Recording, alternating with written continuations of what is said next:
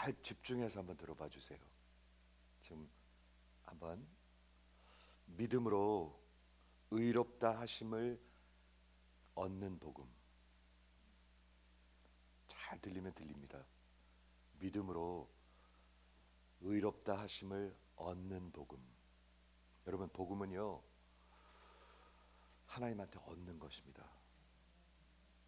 저 좀 한번 보세요. 이거 중요한 거 전하고 있습니다.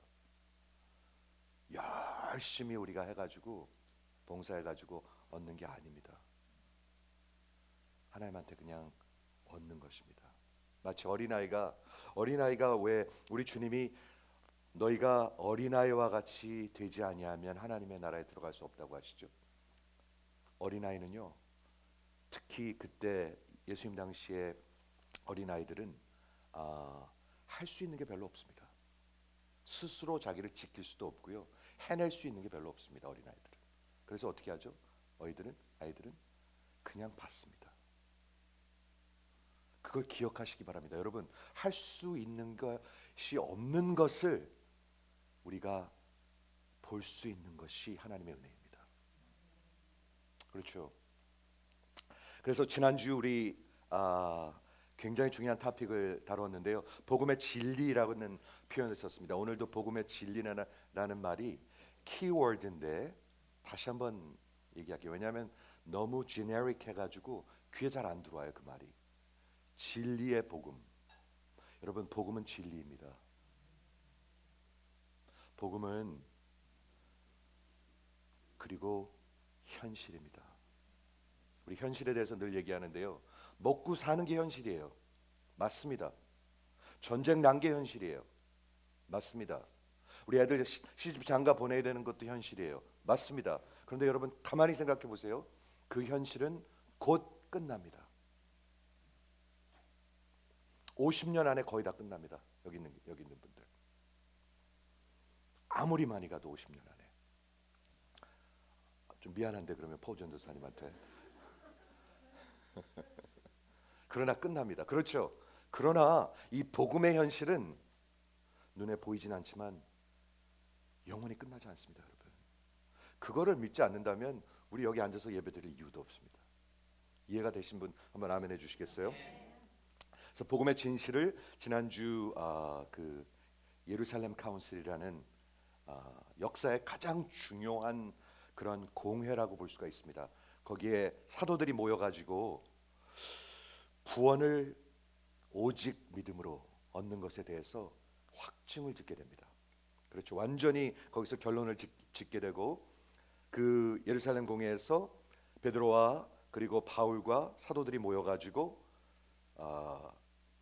내린 결론이 뭐냐면 구원은 오직 은혜입니다. 오직 은혜가 왜 이렇게 중요하냐면, 오직 은혜라는 말은 하나님이 다 하셨다는 겁니다. 이게요, 사람들이 잘 안 들어와요, 이 말이요. 오직 은혜라는 말은 하나님이 다 하신 것입니다. 오늘 이따 우리 멤버십 클래스에 세례에 대해서 제가 설명을 하는데, 세례와 그 유아 세례에 대해서 제가 몇 달 동안 준비를 했습니다. 그 목사님 뭐 그거에 대해서 그렇게 몇 달씩 준비할 게 있습니까? 진짜로 몇 달 동안 생각하고 준비했습니다. 세례가 뭔지 아십니까? 세례가 하나님의 언약의 은혜의 사인입니다. 사인. 하나님이 주신 것입니다. 이게 잘 설명이 필요한데요, 하나님이 우리와 언약을 맺으시면 그것이 은혜입니다. 여러분, 상상이 되십니까? 만약에 제일 좋은 예가 뭘지 모르겠어요. 바이든 대통령이 여러분이랑 앞으로 1년 동안 매주 점심을 같이 하겠다고 약속을 한다고 생각해 보십시오. 말도 안 되는 언약이겠지만, 근데 그거보다 훨씬 더 위대하신 하나님께서 나를 택해 주시고 나와 언약을 맺어 주시는 것입니다. 약속하시는 것입니다. 이해가 되십니까? 언약이 은혜인데요, 그것을 사인으로 보는 것이 세례입니다. 세례. 그런 것입니다, 여러분. 그렇죠? 오직 은혜, 오직 예수의 그 복음이 사람의 어떤 행위나 노력이 섞이지 아니한, 공로가 섞이지 아니한, 여러분의 의가 전혀 섞이면 안 되는 오직 은혜의 복음으로 구원받는다. 그리고 하나님께서 그것을 무엇으로 확증하시냐면 성령님이 여러분과 함께 하심으로. 제가 이 표현을 생각해 봤는데요. 결혼하면 제일 큰 변화가 뭔가요? 좋아요. 그게 아닐 겁니다. 그렇죠? 너무 행복해요. 그게 아닐 겁니다. 결혼하면 가장 큰 변화는 뭔지 아십니까? 옆에 부인이 있다는 것입니다. 옆에 남편이 있다는 것입니다. 맞습니까? 결혼하기 전에는 없어요. 그런데 옆에 부인이 있다는 것입니다. 아내가 있다는 것입니다. 예수 믿고 가장 큰 변화는 무엇입니까? 저는 성령 하나님이 내 안에 살아 계시는 거라고 믿습니다. 이해가 되십니까? 그거보다 더 큰 변화가 있을 수 있을까요? 예수 믿고 더 큰 변화. 그래서 성령 하나님이 성도들에게 성령을 주심으로 확증해 주셨다 이렇게 말하고 있습니다. 그를 통해서 바울이 전한 복음과 베드로가 전한 복음이 하나의 복음이었다. 복음은 오직 하나입니다. 오직 예수입니다. 오직 예수의 피입니다. 그렇죠? 그리고 그 역사적인 모임을 통해서 바울과 베드로가 하나가 되고 정말 손에 손을 잡고 동역자가 되었다. 우리 지난주에 거기까지 살펴봤습니다. 근데 오늘 참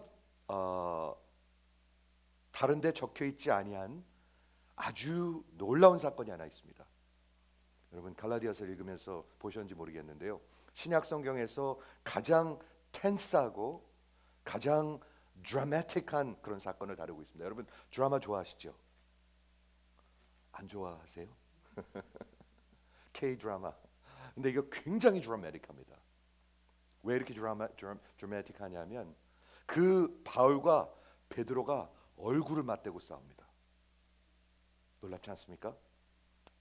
이번에는 아까는 예루살렘이었는데 이번에는 안디옥이라는 그 바울과 바나바가 동역하고 있던 이방인 교회. 안디옥이라는 도시 뉴욕을 생각하시면 된다고 그랬습니다. 어마어마한 도시였었습니다. 당시 그 로맨 엠파이어의 3대 도시 중에 하나입니다. 안디옥 그러면 조그만 빌리지를 생각할 수가 있어요. 아닙니다. 뉴욕을 한번 생각해 보세요. 뉴욕 같은 도시입니다. 거기에 온 세상 백성들이 다 모여가지고 처음으로 이방인 교회 멀티에트닉 처치가 생겼습니다. 거기에서 바울과 바나바가 이제 동역하고 있었는데 이번에는 베드로가 예루살렘에서 안디옥으로 왔습니다. 그래가지고 둘이서 일어난 이 사건인데요. 무슨 일이 있었냐 하면 바울이 베드로를 책망하고 있습니다. 여러분 교회에서 지도자들끼리 싸우면 좋으세요? 좋은 분 한번 아멘 해보세요. 정말 가슴이 아프죠. 지도자들끼리 싸우면. 그렇죠. 근데 바울과 바나바가 여기서 얼굴을 맞대고 싸우고 있습니다. 사랑으로 덮어줘야 될 게 있고요. 잘 넘어가줘야 될 게 있고요. 그리고 우리가 이렇게 할 일이 있는데 절대 양보할 수 없는 일이 있습니다. 교회는. 그게 뭔지 아십니까? 복음의 진리가 무너지는 것입니다. 사랑으로 넘어갈 수 있는 일이 있어요. 거의 모든 건 다 덮어줘야 돼요. 그리고 화해해야 되고 풀어야 되고 그리고 서로 같이 가야지 돼요. 하지만 절대로 그냥 넘어갈 수 없는 일이 있는 것 같아요. 그게 뭐냐면 이 복음의 진리가 무너지는 것. 그렇죠? 그래서 무슨 일이 있었나 보니까 11절에 보니까 베드로가 안디옥에 왔을 때 책망받을 일이 있기로 아주 큰 실수를 하기로 내가 그를 대면하여 to his face라는 표현을 씁니다. 여러분 한번 상상을 해보시겠습니까? 여기 베드로가 있는데 여기다 대고 그냥 지금 싸운다는 그런 표현입니다. to his face 내가 그를 책망하였노라. 벌써 텐스합니다 이게. 바로 전절에는 그 예루살렘에서 둘이 하나가 됐는데 이번에는 싸운 그리고 대면하고 책망한 얘기를 다루고 있습니다. 무슨 일이 있었냐? 어떤 일이 있었습니까? 야고보에게서 온 어떤 이들이 이르기 전에 베드로가 이방인들과 함께 먹다가 그들이 나타남에 할례자들을 두려워하여 그들을 떠나고 그들에게서 물러나매. 여러분 요걸 제가 설명하겠습니다. 그래서 남은 유대인들도 그 베드로와 같이 외식함으로 바나바도 그들의 외식에 유혹되었더라. 여기서 바울이 베드로를 책망하는 것은 베드로가 어떤 복음을 부인하거나 그의 신학적인 어떤 믿음의 문제가 있는 것이 아닙니다. 그건 이미 다 해결된 문제입니다. 이미 그는 성도이고 사도이고 그 복음에 대한 확신이 있습니다. 그런데 바울이 베드로를 지금 책망하는 이유는 그 복음의 진리에 따라서 행하지 아니하고, 그렇죠? 그 이방인들이랑 보통 때는 사람들 없을 때는 같이 먹고 같이 펠로십하고 하나가 된 것 같이 완전히 그렇게 살다가 그 유대주의자들이 오니까 그 사람들의 눈이 무서워가지고 갑자기 이 사람들을 멀리했다는 거예요. 여러분 이해가 되십니까? 갑자기 두려워져서 비겁해진 거예요. 그렇죠? 근데 바울이 그것을 보았어요. 그런데 웬만한 일이면 넘어가 줘야 돼요. 그렇죠? 사랑으로 덮어줘야 돼요. 근데 이거는 사랑으로 덮을 수 있는 일이 아니에요. 왜냐하면 오늘 이따 설명하겠지만 이게 복음의 핵심을 흔들어 놓는 일이에요. 그렇죠? 그래서 오늘 보기를 원하는데 먼저 베드로 행실을 한번 보기를 원하고 바울이 어떻게 그걸 반응했는가 한번 이렇게 보기를 원합니다. 베드로가 먼저 이 외식한다는 말이 나오는데 외식하는 게 뭔지 아십니까, 여러분? 외식이라는 말이 hypocrisy. 우리 예수님이 종교 지도자들한테 너희 외식하는 자들이여 그랬습니다. 외식이 뭐냐면 이런 것입니다. 그때 당시에는 연극이 있었는데 연극을 뭐 어떻게 화장을 하고 이렇게 하지 못하니까 마스크를 썼습니다. 그래서 우는 마스크를 쓰기도 하고 웃는 마스크를 쓰기도 하고 화난 마스크를 쓰기도 하고 그리고 무슨 뭐 고민하는 마스크를 쓰기도 하고 이렇게 마스크를 쓰면서 그것을 hypocrite 외식한다고 했습니다. 즉 무슨 말이냐면 마음속에는 이런 것을 생각하고 있는데 얼굴은 이렇게 한다는 것입니다. 그게 외식하는 것입니다. 종교 지도자들이 예수님 당시에 하나님을 사랑하지 않았습니다. 그런데 자기네들이 최고인 척 했습니다. 최고인 척. 그 종교인들입니다. 그게 외식하는 자들. 근데 하나님이 외식하는 자들을 아주 미워하십니다. 하나님은 겉을 보는 게 아니라 속을 보시잖아요. 그렇죠? 우리가 얼마나 옷을 잘 입고 왔는가? 샤워를 하고 왔나 안 하고 왔나? 그런 걸 보시는 게 아니에요. 우리의 속 사람을 보시잖아요. 중심을 보시잖아요. 그런데 베드로가 외식을 하고 있는 것이었습니다. 그래갖고 그 사람들이 유대주의자들이 왔는데 그 유대인들이 수천 년 동안 그 구약에서 나온 그 율법을 가지고 그것을 그대로 한 게 아니라 그것을 왜곡시켰어요. 즉 성경적인 그런 전통이 아니에요. 뭐를 만들었냐면 이 사람들이 성경에다 갖다가 그것을 많이 갖다 붙였어요. 그리고 왜곡시켰어요. 그래서 그 유대인들이 믿었던 율법은 성경적인 것도 아니에요. 사실은요. 성경에서 근거하고 있지만 거기서 왜곡된 것들. 근데 그 중에 하나가 뭐였냐면 유대인들이 만약에 이방인들이랑 같이 이방인 집에 들어가 가지고 같이 밥을 먹잖아요. 그러면 그것을 통해 갖고 그 유대인들이 더러워지는 거예요. 그래서 하나님 앞에 갈 수가 없는 거예요. 더러운 사람들이 되는 거예요. defiled. 그래서 불결해져서 하나님의 저주 아래로 이방인들 같이 되는 거예요. 여러분 그게 상상이 되십니까? 그런데 그때 당시에는 밥을 먹는다는 게 테이블 펠로십이라는 게 문화가 뭐냐면 아주 가까운 사람, 내가 친구로 인정하는 사람이랑 밥을 먹는 문화였었습니다. 그런데 베드로가 유대인이었잖아요. 근데 이방인 교회 가가지고 이 딴 나라 사람들이랑 같이 막 밥을 먹고 아주 자유롭게 복음으로 자유롭게 된 사람처럼 살다가 그 유대주의자들이 오니까 갑자기 두려웠던 것 같아요. 그렇죠? 그래가지고 그 사람들을 멀리하고 모른 척한 거예요. 여러분 교회 안에서 그랬다고 한번 생각을 해보십시오. 그렇죠? 베드로는 이 율법에서 이미 해방되고 그 율법의 요구에 모든 것을 예수님이 다 해결해 주셨기 때문에 그들과 자유롭게 먹고 친교할 수가 있었습니다. 그게 복음이었었죠. 그렇죠? 그런데 그러던 어느 날 그 사람들이 찾아왔는데 저가 아마도 그들의 눈이 무서웠던 것 같아요. 여러분 그럴 때 있지 않습니까? 사람이 눈이 무서워요. 제가 이걸 한번 이렇게 가만히 고민을 해봤어요. 그 사도 베드로가 어떻게 그렇게 될 수가 있을까? 사람들의 눈이 무서워가지고, 여기서 두려워서 그랬다고 그랬거든요. 그거를 사람을 갑자기 두려워해가지고 갑자기 멀리하기 시작한 거예요.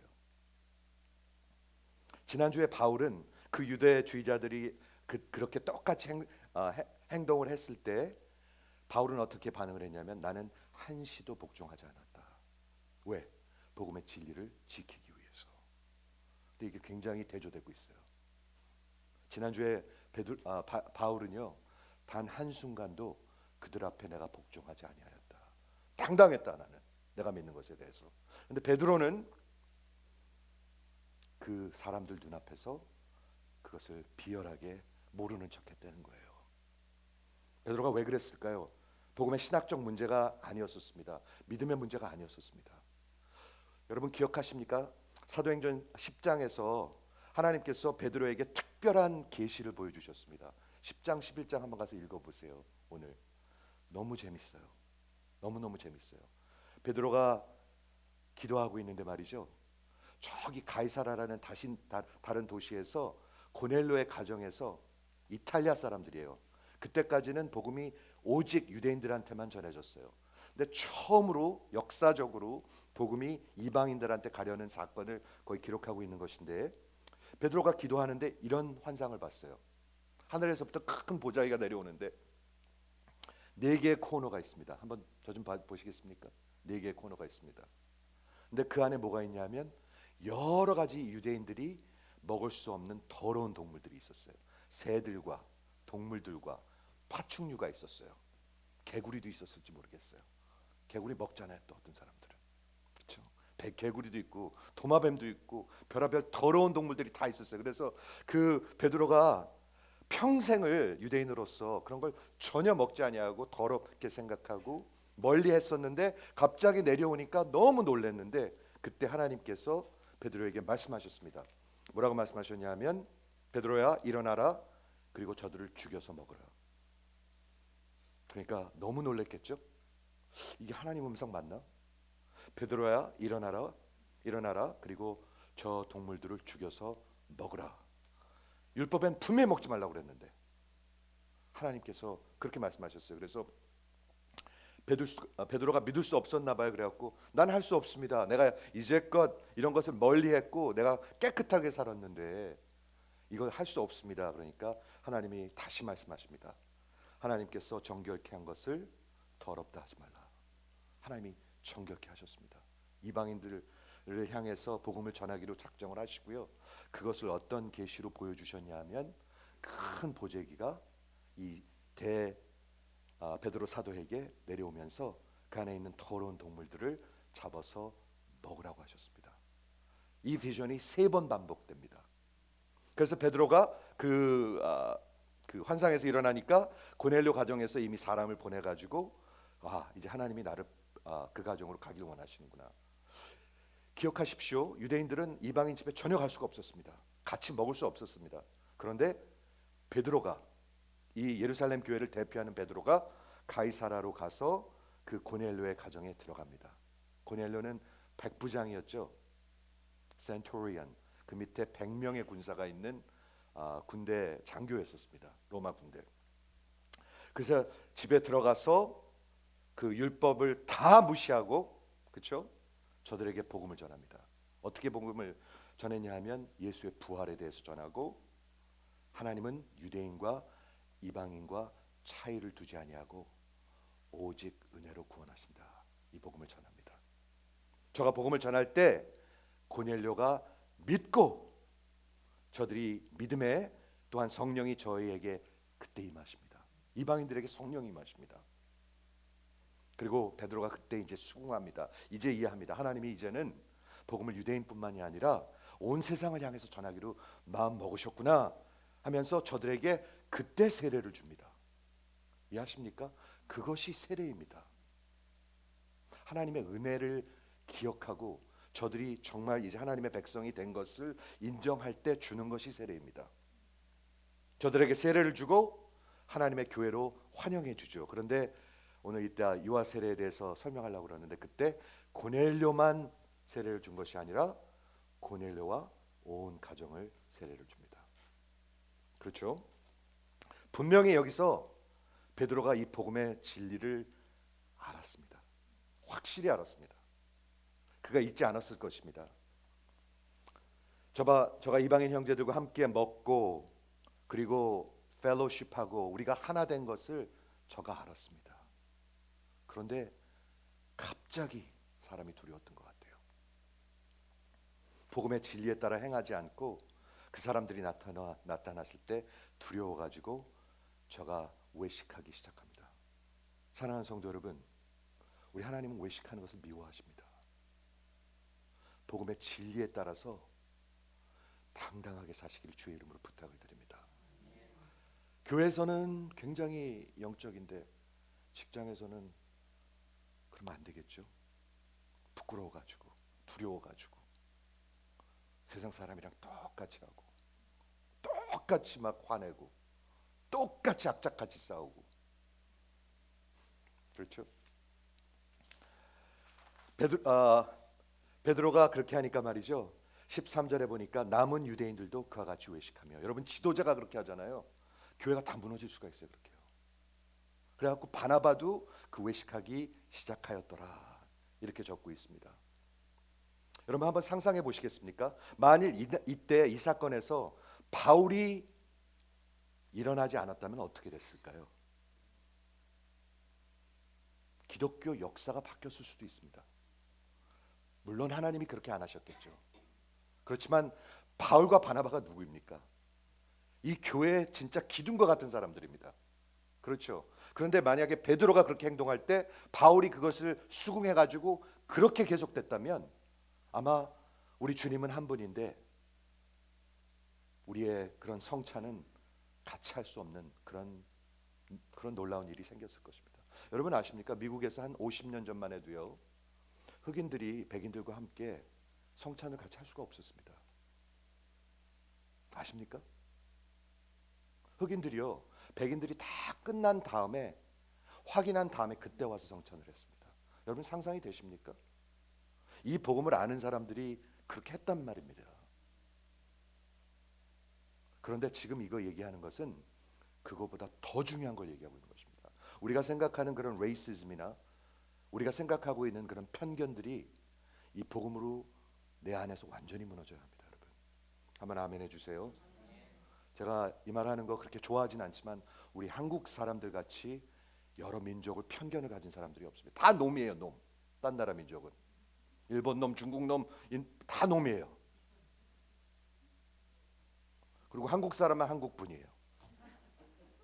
그 정도로 우리는 편견을 갖고 있습니다. 여러분 전라도, 경상도, 후투, 투시, 아프리카에 가면은요 그 동족끼리 그렇게 싸웁니다.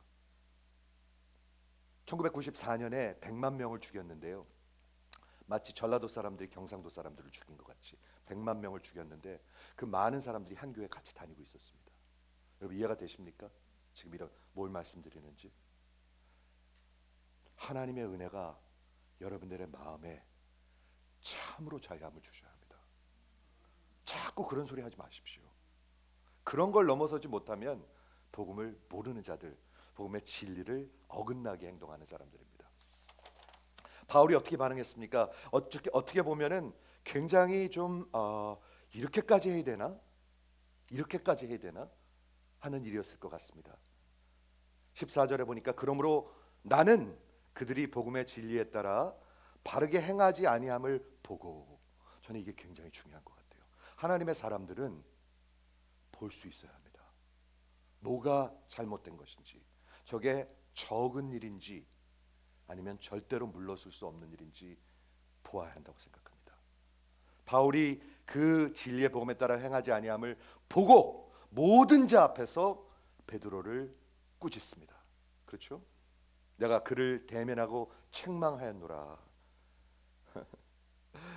베드로가 확실히 잘못했어요 여기서요. 그런데 사실은 조용히 얘기할 수도 있었지 않았을까 생각할 수도 있습니다. 그렇게 볼 수도 있습니다. 그런데 바울이 이거는 그렇게 조용히 해결할 문제가 아니라는 걸 깨달았어요. 이게 완전히 확실하게 해결되지 아니하면 교회 안에 복음의 진리가 굉장히 혼돈스럽게 되는 거예요. 그것을 보고 바울이 베드로에게 많은 사람 앞에서 책망하였다. 한번 상상을 해보시겠습니까? 저는 이런 거 상상하고 싶지 않지만 장로님이 저를 책망하는 것, 여러분들 앞에서 상상해 보시겠습니까? 마치 그런 거 아니겠습니까? 이게 바울이 베드로를 책망하는 것인데, 그런데 그렇게 해야만 했습니다. 성경에 적혀져 있는 진리입니다. 이것은 왜? 이거는 조그마한 일이 아니었습니다. 복음의 진리에 관한 일이었습니다. 기억하시죠? 마틴 루터가 이게 도대체 뭐가 그렇게 중요한 일인가 이렇게 설명합니다. 여기 이 적혀 있는 일은 적은 일이 아니었습니다. 기독교의 모든 교리 중 가장 중요한 아티클 교리였습니다. 그게 뭐였어요? 오직 믿음으로 의롭다 하심을 받는 것. 그것에 관한 것이었습니다. 베드로가 누굽니까? 바울이 누굽니까? 천국에서 내려온 천사가 뭔가요? 이 세상 모든 피조물이 이 하나님의 의롭다 하심의 복음에 비한다면 그거는 아무것도 아닙니다. 이 복음을 만약 여러분들이 본다면 여러분은 확실한 빛 가운데 서게 될 것입니다. 그러나 이 복음을 보지 못한다면 여러분은 가장 불쌍한 어둠 속에 있는 사람들이 될 것입니다. 들으셨습니까, 여러분? 오직 믿음으로 구원받는다는 이 복음의 진리를 여러분들이 만약에 이해한다면 여러분들은 가장 확실한 빛 가운데 서 있는 사람들이고요. 만일 이해하지 못한다면 잘 들으세요. 여러분은 가장 불쌍한 어둠 속에 있는 사람들입니다. 한번 아멘 해보시겠어요? 만약 거짓 복음을 계속 듣는다, 반쪽 복음을 계속 듣는다, 만약 계속해서 그런 기복 신학의 복음을 듣는다, 그러면 그 사람들이 어디 있을까요? 어둠 속에 있습니다, 여러분. 가장 불쌍한 어둠 속에 있습니다. 속고 있습니다. 내가 그래도 이만큼 살고 봉사도 하고 이제 집사도 됐는데 라고 생각하고 있습니다. 지금 듣고 계십니까, 여러분? 무엇이 여기에 걸려 있었나요? 이 챕터에서 바울이 두 번을 외칩니다. 복음의 진리입니다. 가장 중요한 아래거, 가장 중요한 교리, 복음 자체가 여기서 흔들리고 있는 것입니다. 사도행전 15장에서 예루살렘 카운슬에서 완전히 그게 해결됐습니다. 그렇죠? 바울은 그것을 본 것입니다. 여러분, 주의 이름으로 지금 우리가 살고 있는 이 세대에서 그것을 보시는 여러분이 되시기를 주의 이름으로 부탁을 드립니다. 다 좋은 게 좋은 거다? 아닙니다, 여러분. 아닙니다. 절대로 아닙니다. 가장 어둠 속에 있는 사람들입니다. 누가요? 속아서 거짓 복음을 믿고 있는 사람들.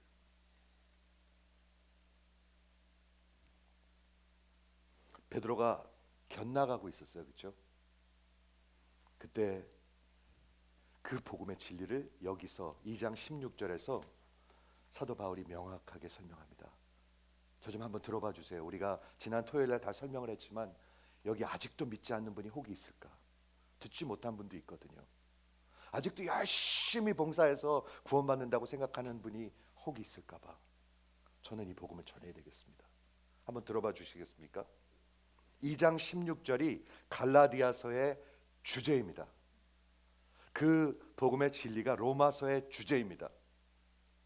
그 복음의 진리가 복음 자체입니다, 여러분. 그거 모르면 그렇게 얘기하지 않을게요. 그것을 믿는 것이 예수를 믿는 것입니다. 꼭 한번 들어보시기 바랍니다. 여기서 그 복음의 진리를 영어로 justification by faith 이렇게 말씀을 드렸습니다. 잘 들어보세요. 이거 어려운 거를 제가 일부러 끄집어내서 여러분들을 머리를 복잡하게 하려고 하는 게 아니에요. justification이란 말은 성경에 그대로 나오는 단어입니다. 오늘 2장 16절에 justify라는 말이 3번 등장합니다. 하나님이 의롭게 여기심, justify라는 말이 한 절에 3번이 등장합니다. 저 좀 보세요. 반짝반짝하는 눈으로. 저 좀 보세요. 3번 등장합니다. 얼마나 중요하면 사도 바울이 한 절에 3번을 얘기합니다. 그렇죠? 그래서 그 justify라는 뜻이 무슨 뜻인가? 하나님이 의롭다 하신다라는 뜻은 뭐냐 하면 justify는 법적 용어입니다. 여러분들이 재판관 앞에 섰는데 그 판사가 여러분들에게 판결을 하는데 무죄 하는 게 justification입니다. 당신은 죄가 없소 하는 것이 justification. 그런데 그 재판관이 누구냐 하면 공의로우신 불꽃 같은 눈으로 여러분을 바라보시는 심판관 하나님이십니다. 저 좀 보세요. 하나님이 권사님 당신은 무죄요 라고 선언하시는 것입니다. 장로님이 아니에요. 그분 무죄 아니에요. 하나님이 무죄 하시는 것입니다. 그리고 하나님이 무죄하시면 절대로 번복되지 않습니다. 하나님이 한번 선포하시면 절대로 번복되지 않습니다. 바로 그렇게 하나님이 선언하시고 여러분을 죄 없다 하시는 것이 구원받았다 하는 것입니다. 한번 이해가 되시면 아멘 해보세요. 그런데 그걸 어떻게 통해서 받아요?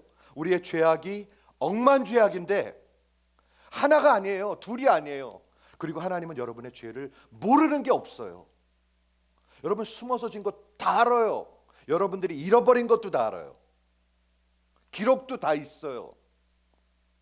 기록이 있습니다, 여러분. 다 써 있습니다. 다 기록되어 있습니다. 요한계시록에 써 있죠. 그런데 하나님이 공의로운 하나님이 거룩하신 하나님이 그 심판관이 여러분에게 무죄, 너는 죄가 없다, 너는 의로운 사람이다 라고 선언하시는 것입니다. 그것을 믿는 분 한번 아멘 해보시겠습니까? 많은 분들이 아직 믿지 못하는 분이 있어요. 나 어저께도 나가가지고 그냥 죄 짓고 살았는데 오늘도 남편이랑 한바탕 하고 왔는데. 여러분, 예수님이 예수의 피로 속죄하신 것은요, 여러분들의 죄악 태어나서부터 죽을 때까지 완전히 단번에 해결하신 것입니다. 그게 예수님의 피의 공로의 능력입니다. 아멘. 그 모자라는 것을 여러분의 봉사로 열심으로, 그리고 여러분들이 뭐 좀 나눠주는 것으로. 제가 이렇게 얘기해요. 여러분들이 한 10 밀리언 달러 빚이 있는데 페니로 밤낮 그걸 갚으려고 그러는 거예요. 언제 갚으실래요? 못 갚아요. 절대로 못 갚아요. 하나님 앞에 진 빚은. 그런데 하나님이 단번에 갚아주세요. 그걸요. 어떻게 해요? 예수님을 믿음으로. 예수님이 죽으시고 예수님이 다시 부활하신. 뭐 때문에 죽으셨어요? 내 억만 죄악 때문에. 그것을 단번에 죽으시고 그리고 부활하신 것을 믿음으로. 나를 위하여 대신 죽으시고 부활하신 것을 믿음으로 하나님께서 단번에 그 믿음을 보시고 너는 의롭다 하십니다. 여러분, 창세기 15장에 아브라함이 하나님을 믿음에 하나님이 그 믿음을 보시고 저를 의롭게 여기셨더라. 한번 아멘 해보세요. 창세기서부터 구원은 오직 믿음이었습니다. 그리고 갈라디아서의 주제가 뭐냐 하면 오직 믿음입니다. 그래서 오직 믿음으로 예수를 믿으면 아브라함의 후손이 되는 것입니다. 아브라함의 축복을 우리가 받는 것입니다. 즉 아브라함의 약속하신 그 언약을 지금 우리가 받는 것입니다. 어떻게? 오직 하나, 오직 믿음. 한번 따라해 보시겠습니까? 오직 믿음. 믿음으로 한번 해보세요. 오직 믿음. 오직 믿음이에요. 머릿속으로 아는 거 아니요. 믿음으로. 믿음으로. 이해하십니까? 그래서 오늘 16절을 설명하겠는데 그 사도 바울이 설명을 하는 거예요. 여기서요. 왜 그게 복음의 진리에 어긋나는 일인가? 왜 그렇게 믿으면서 그렇게 이방인들을 멀리하고 다시 마치 그 사람들이 할례를 받아야 되고 그래서 구원받게 된다고 자꾸 보이는 게 잘못된 일인가? 바로 이 복음의 진리 때문에 그런 것입니다. 16절을 제가 한번 읽을게요. 오늘 스크린이 없으니까. 세 번을 얘기합니다. 세 번. 잘 들어보세요. 사람이 의롭게 되는 것은 율법의 행위로 말미암음이 아니요 오직 예수 그리스도를 믿음으로 말미암은 줄 알므로. 첫 번째 한번 얘기했습니다. 두 번째 얘기합니다. 우리도 바울과 베드로도 그리스도 예수를 믿었기 때문에 이는 우리가 율법의 행위로서가 아니고 그리스도를 믿음으로써 의롭다함을 얻는 것이라. 듣고 계십니까? 꼭 들으시길 바랍니다. 그리고 마지막 결론을 세 번째 또 얘기합니다. 율법의 행위로서는 의롭다함을 받을 자가 없느니라. 세 번을 얘기합니다. 세 번. 성경에서 세 번 얘기하면 중요한 거예요. 중요한 거 얘기하고 있어요 지금요. 여러분 이 복음 아십니까? 이 복음 믿으십니까? 제가 설명해 보도록 하겠습니다. 그렇죠? 아까 말씀드렸지만 하나님이 너는 의롭다. 여러분이 한번 생각해 보세요. 여러분 의로운 사람입니까? 나는 정말 의로운 사람 한번 아멘 해보세요. 우리가 우리 자신을 보면 감히 그런 말을 할 수 없습니다. 맞습니까? 우리 억만죄인입니다. 비겁하고 간사할 때도 많습니다. 그리고 뭐에 대한 거 너무나 밝습니다. 자기 이권에 대한 거 너무나 밝은 사람들입니다. 그리고 마음나 숨기려는 사람들입니다. 제가 어저께도 어느 분 전도를 하러 갔는데 말이죠. 저는 이런 결론을 내립니다. 요즘 그 인생이 그렇게 평범하고 그냥 아무 사건이 없는 사람이 없구나 라는 결론을 내립니다. 요즘 사람을 알고 보면 말이죠, 진짜 별의별 일들이 많더라고요. 그래서 제가 사람을 알면 알수록 불쌍하게 느껴지는 마음을 갖게 됐어요. 여러분 우리가 왜 사람이 자꾸 미운지 아십니까? 사람을 보질 못해서 그런 것 같아요. 진짜 알고 보면 불쌍해요. 그렇지 않습니까? 불쌍한 사람들이 너무 많아요. 사람을 깊이 들어가 보면 너무너무 아픔도 많았고 다친 것도 많았고 치인 것도 많았고 함부로 당함도 많았고 사건도 많았고 병들음도 많았고 불쌍한 사람뿐이에요. 그렇지 않습니까 여러분?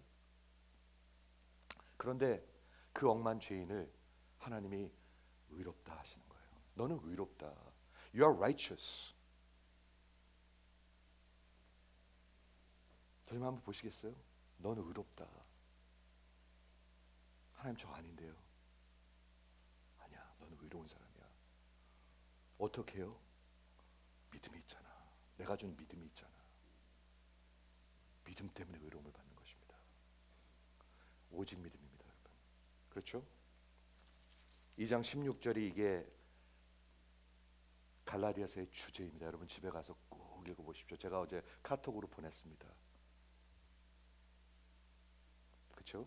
그런데 사도 바울이 세 번 설명하는데 어떻게 설명하냐면 첫 번째는 general term으로 전반적이고 포괄적인 그런 표현으로 의롭다 하심, justify를 설명하고요. 두 번째는 personal한 내 개인적인 경험, 내 인생을 체험한 체험적인 그런 term으로 사용하고요. 세 번째는 universal, 모든 전 인류적인 전층의 term으로 설명하고 있습니다. 제가 잠시 설명하겠습니다.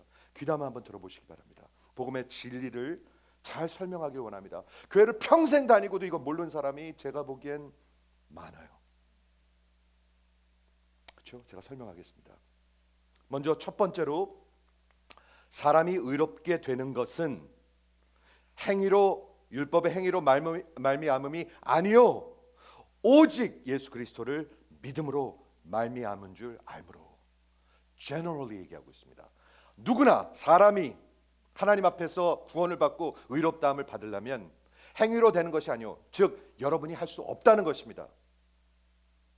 한번 아멘 해보세요. 여러분들이 아무리 노력해도 안 된다는 것입니다. 아무리 해도 안 된다는 것입니다. 여러분들이 10 million이 아니라 10 talents 20만 년이 걸리는 걸 어떻게 갚겠습니까? 70년밖에 못 살면서. 1만 달란트 비유 아시죠? 하나님 앞에서 탕감을 받아야 되는데, 우리가 계산을 해야 되는데 1만 달란트 빚을 졌어요. 그건 20만 년이 걸리는 돈이에요. 어떻게 갚으실래요? 못 갚아요.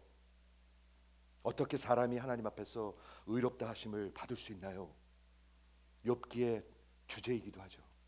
하나님 앞에 어떻게 우리가 의롭다 됩니까? 하나님의 구원의 방법은 오직 하나입니다. 하나님이 하시는 것입니다.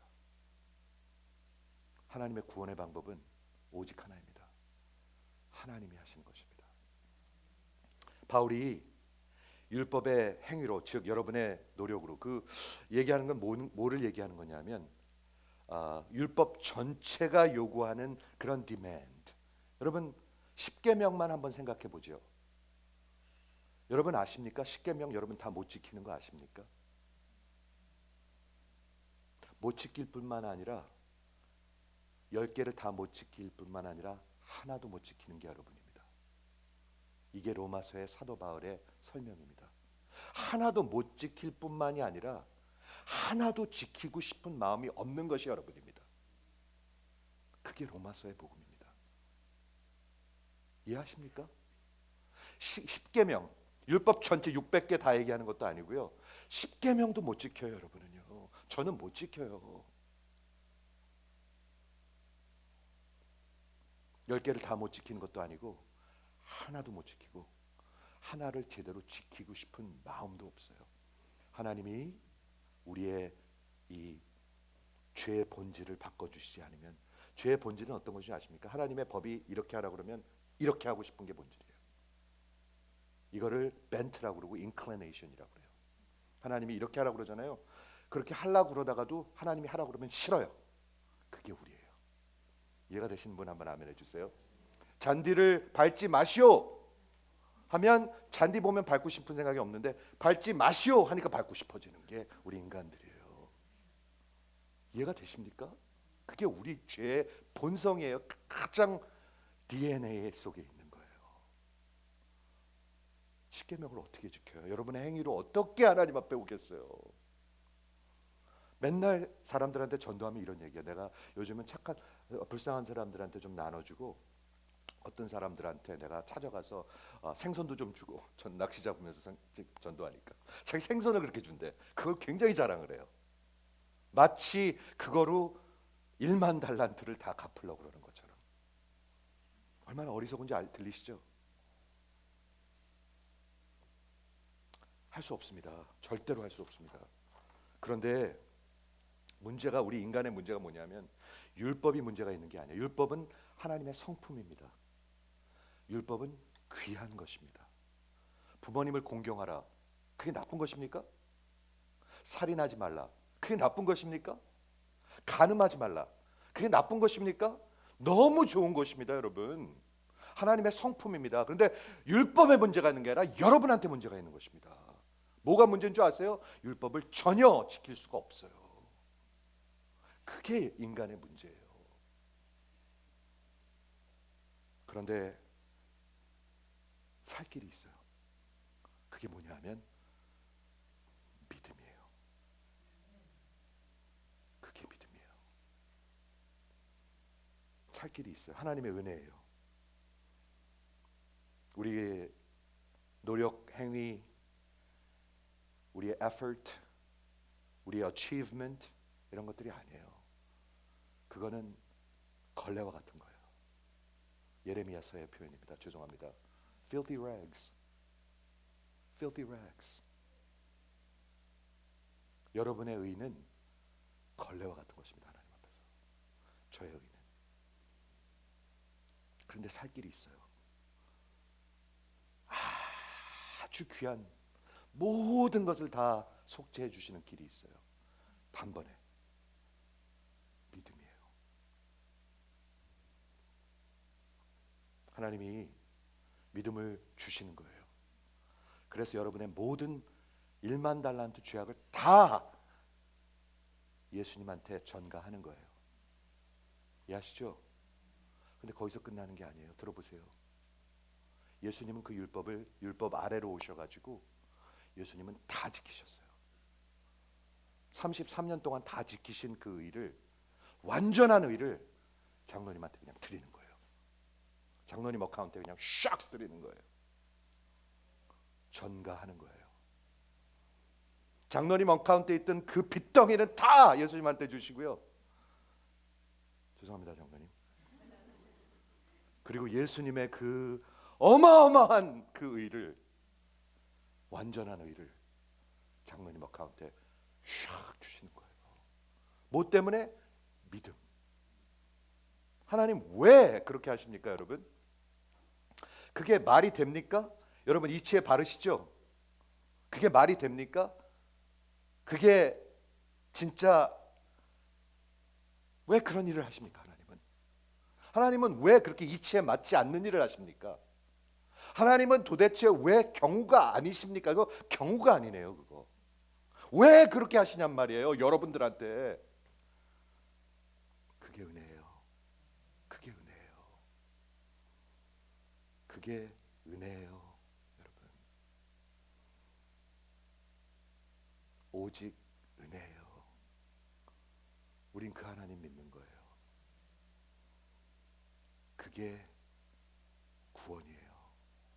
그게 예수 믿는 거예요. 권사님을 우리 하나님이 사랑하셔가지고 말이죠, 이 권사님을 우리 권사님한테 예수님의 의를 쫙 주시는 거예요. 예수님의 그 거룩한 의를.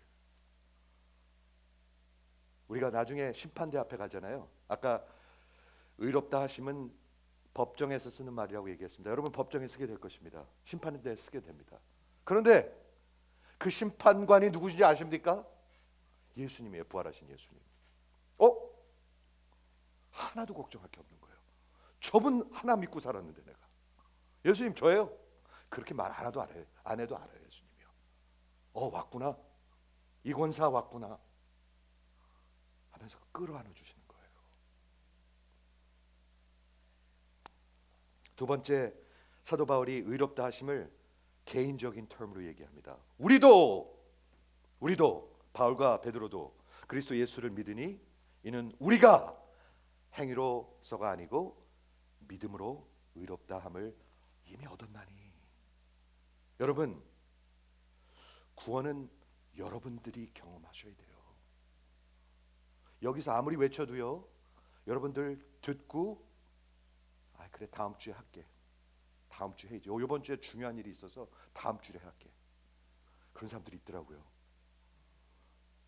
올해만 지난 다음에 예수 믿으면 안 되냐고 물는 사람도 있었어요.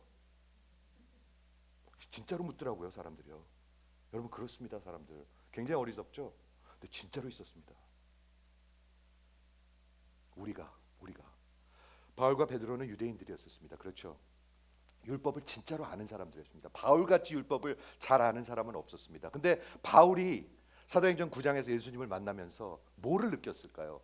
평생을 이 율법을 가지고 아무리 날고 겨봐도 이 속에는 자유함이 없었어요. 바울이 알았어요, 그걸요. 그래서 자기가 로마서에 그게 종살이 하는 거라고 적고 있는 거예요. 종살이를 누가 알았겠습니까? 바울이 알았습니다, 여러분. 아무리 해도 이거 안 되는 거구나. 그런데 부활하신 예수님을 보는 순간 저분이구나. 저분 믿는 거구나. 그분이 바울이 알았던 것입니다. 그렇죠? 예수를 믿는 것은 여러분들이 personally 예수님을 영접하고 믿고 여러분들의 것이 된 것입니다. 제가 한번 여쭙겠습니다. 속으로 대답해 주세요. 하나님 앞에서 여러분은 여러분들의 벼랑 끝까지 오셔서 무슨 말이냐면 여러분들이 절대로 할 수 없는 것을 아셨어요. 이제는요. 억만 죄악이라는 걸 아셨어요. 그리고 이렇게 벤트된 사람이라는 걸 아셨어요. 그래서 하나님 앞에 예수를 통해서 구원해 달라고 무릎을 꿇으셨습니까? 여러분은 권사님, 장로님, 집사님, 여러분은 내가 벼랑 끝까지 와서 하나님 나 구원해 주세요. 예수님만 믿고 저는 하나님 앞에 무릎을 꿇을 것입니다. 그 자리에 오셨습니까? 마지막 세 번째는 어떻게 설명하냐면 전인류적, universal, 전층이란 말이 있더라고요. 전층의 term으로 설명합니다. 결론입니다. 율법의 행위로는 의롭다함을 얻을 육체가 없느니라. 잘 들으세요, 여러분. 여러분들의 노력으로는, 여러분들의 행위로는, 아니, 살 길은 없습니다. 구원은 없습니다. 오직 하나님이 주시는 것입니다. 믿음 주시고 은혜 주시는 것입니다.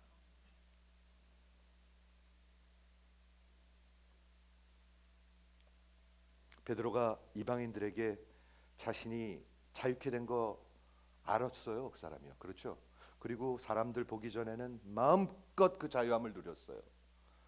그런데 갑자기 그 율법주의자들이 오니까 아마 순간의 두려움이 다가왔던 것 같아요.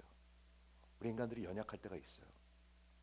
그래갖고 거기서 비열해지고 쓰러졌어요. 베드로가 처음 쓰러진 거 아니죠, 이거. 아마 마지막도 아니었을 것입니다. 그렇지만 사도 바울이 그 사건을 봤을 때 그것은 조그마한 일이 아니었었어요. 교회에 흥망이 달려있는 일이었었어요. 복음의 진리가 달려있는 일이었었어요.